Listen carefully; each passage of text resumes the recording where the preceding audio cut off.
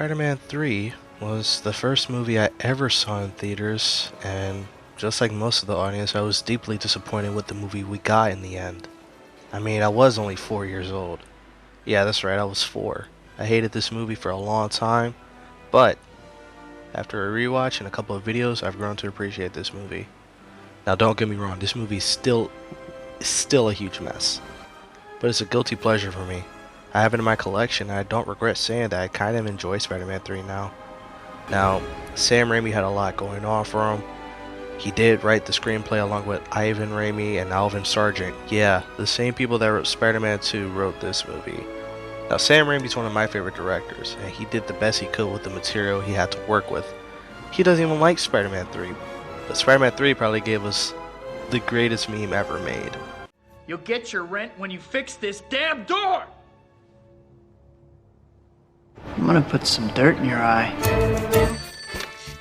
Hello. Mr. Parker, Dr. Connors here. Oh, Dr. Connors. How are you? Quite a specimen.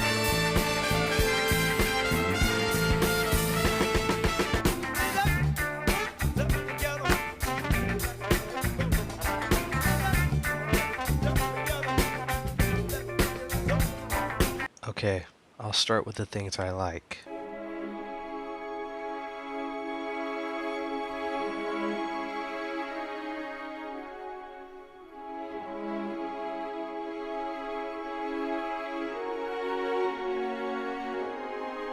This scene in Thomas Hayden Church as Sandman is probably one of the best things about Spider-Man 3. Now, Sandman is clearly a villain Sam Raimi wanted in the movie, and I can see why. He's probably the most relatable Spider-Man villain if you ask me, but he kinda really isn't a villain. He just wants to do right by his daughter, which I can understand. He even says so himself, he's not a bad person, he just had bad luck. Not a bad person. Just had bad luck. And then he was caught in this unfortunate situation, and then he turned to sand, and then the rest is history.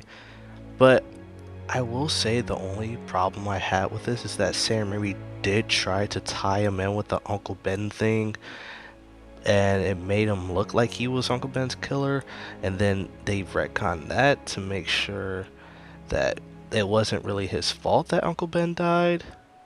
But I found that weird, but overall Sandman is pretty good. Now, I love Harry versus Peter the second time, not the amnesia fight. Yes, emo Peter versus Harry. Strawberries and all. Basically, I'll just let the footage do the talking for me. And when she kissed me, it was just like she used to kiss me. Strawberries.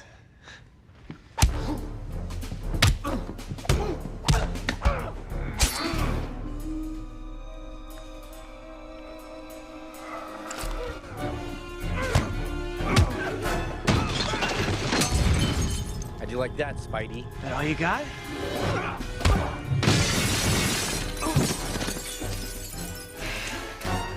Stings, doesn't it? Protected you in high school, now I'm gonna kick your little ass.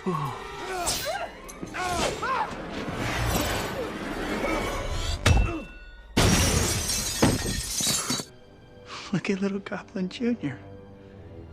Gonna cry?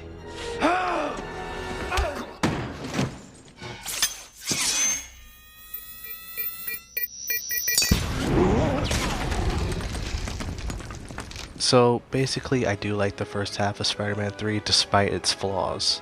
Oh, and J. Jonah Jameson, he's also very fun. But let's get into the flaws, okay? Just stick with me for a minute. The symbiote introduction was rushed, Gwen Stacy wasn't needed, the emo Peter jazz club scene wasn't needed, Mary Jane, some of the visuals look iffy, Mary Jane, little to no venom, Mary Jane, Harry get amnesia. Oh, did I forget Mary Jane?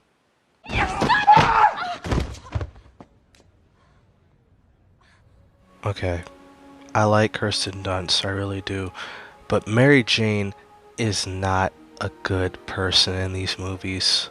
She's not. First of all, she's a cheater. She cheats on Harry with Spider-Man. She then gets with John Jameson in Spider-Man 2, then tries to cheat on him by asking Peter to kiss her while she's engaged, and you get the point. She's not a good person. Okay, enough with her. Okay, so we all know Venom is the other problem in Spider-Man 3. Now, personally, I don't despise Topher Grace as much as everyone else does, but he was poorly cast. He was totally miscast. I mean, I can admit Venom looks cool, but when I hear Topher Grace's voice and I see his face for most of the time, for the 10 minutes he's on screen, I can't take him seriously. Look, okay, I'm gonna wrap this up, okay? Spider-Man 3 is flawed, but I don't think it's a terrible conclusion to the trilogy. While it is the weakest in the trilogy, no, it is the weakest in the trilogy, which I just said, but whatever. I still think about Spider-Man 4 and what might have been, you know?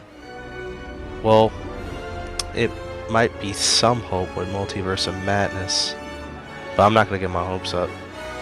But I can only think, what if?